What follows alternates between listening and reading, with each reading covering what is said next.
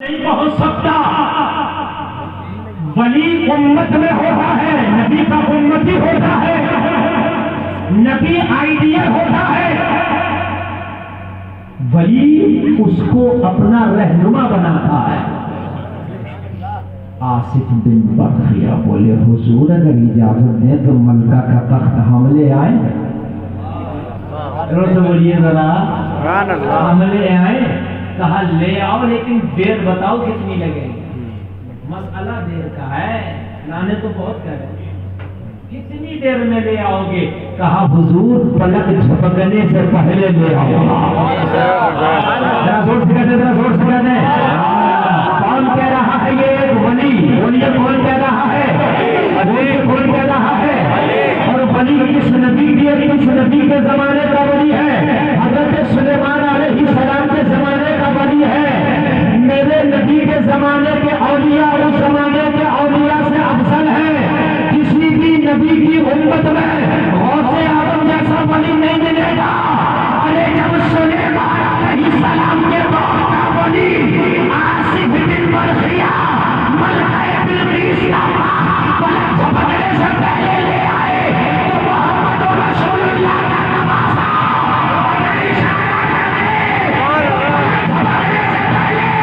یزید کا تخت مدینے میں ہوتا.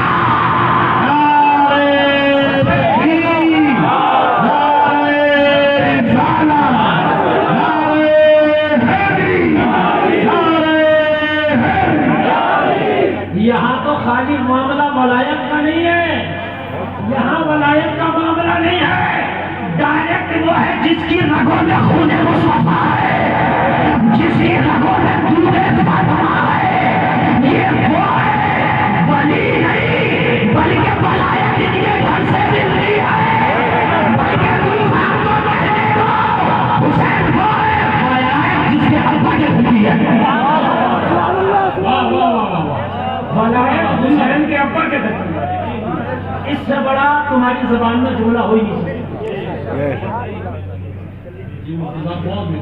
ولایت حسین کے ابا کے گھر، اس سے بڑا جملہ کہتے ہیں نا یہ باپ کی ہے، یہ باپ کی ہے. ولایت حسین کے باپ کے گھر کی. جب تک ولی نہیں ہو سکتا جب تک دورہ علی سے نہ ملے گا. بولو نا سبحان اللہ.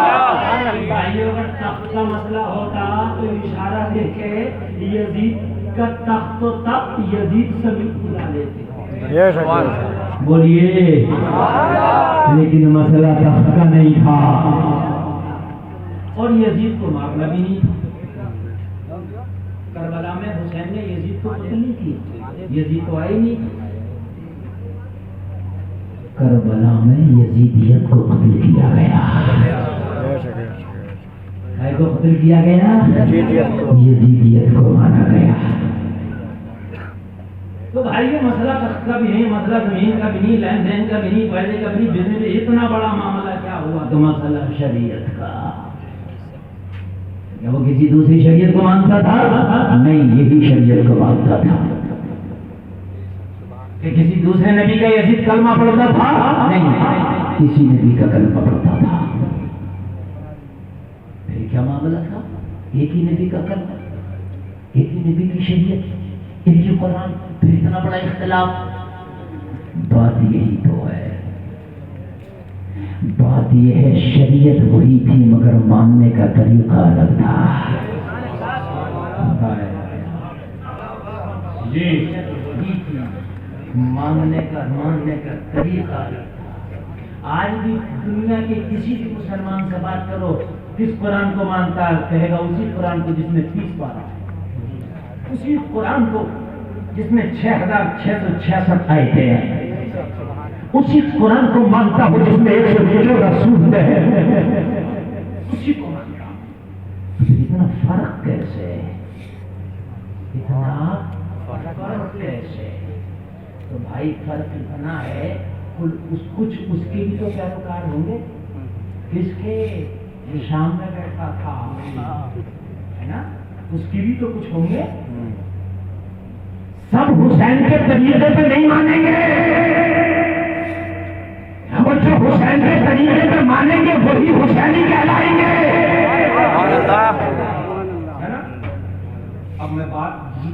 باتیں بڑھا رہا ہوں تاکہ دماغ کی تختی پر جملے نوٹ ہوتے چلے جائیں.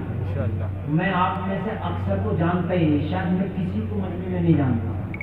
ایسا نہیں ہے کہ میں کسی کے بغض میں کسی کی دشمنی میں بول رہا ہوں. میرا تو آپ سے بھی لینا دینا نہیں, بس اتنا پتا ہے کہ تم میرے نبی کا کلمہ پڑھتے ہو, میرے نبی کی آپ امت مسلمان ہو, میرے بھائی, بس اتنا میں آپ سے جانتا ہوں. اس کے بعد میں نے شاید کبھی کسی سے ملاقات بھی کی ہوگی, مجھے پہچان نہیں. اتنے لوگوں سے ملتا ہوں, نہیں پہچان رہتی. بات حق کہہ کے جاؤں گا, دماغ سے اتر جائے تو عمل کر لینا, نہ اترے تو کوشش کرنا پھر ان علماء کی بارگاہ میں جانا, زانو ادب طے کرنا, شاید میں نہ اتار سکوں یہ اتار. مسئلہ یہ تھا, یزید کبھی نماز پڑھتا تھا, کبھی چھوڑتا بھی تھا. یہ تھا یزید کے یہاں ناچ ہوتے تھے, ناچ. کم عمر کے لڑکے جن کی داڑھی نہیں جمی ہوتی ہے, وہ لڑکوں کا ڈانس یزید کے دربار میں ہوتا تھا. یہ اسلام کے خلاف ہے, شریعت کے خلاف ہے. اختلاف کہاں سے پیدا ہوا؟ یزید بندروں کے کشتیاں دیکھتا تھا, یہ اس کا کام تھا. اس کے ہاں شرابیں بھی چل رہی تھی, اس کے ہاں شرابیں بھی چل رہی تھی, اس کے ہاں زنا بھی چلتا تھا. یہ متفقہ طور پر ثابت ہے کہ کربلا کے بعد یزیدی فوج نے مدینہ پہ حملہ کیا. مسجد نبوی میں گھوڑے باندھے گئے, مسجد نبوی میں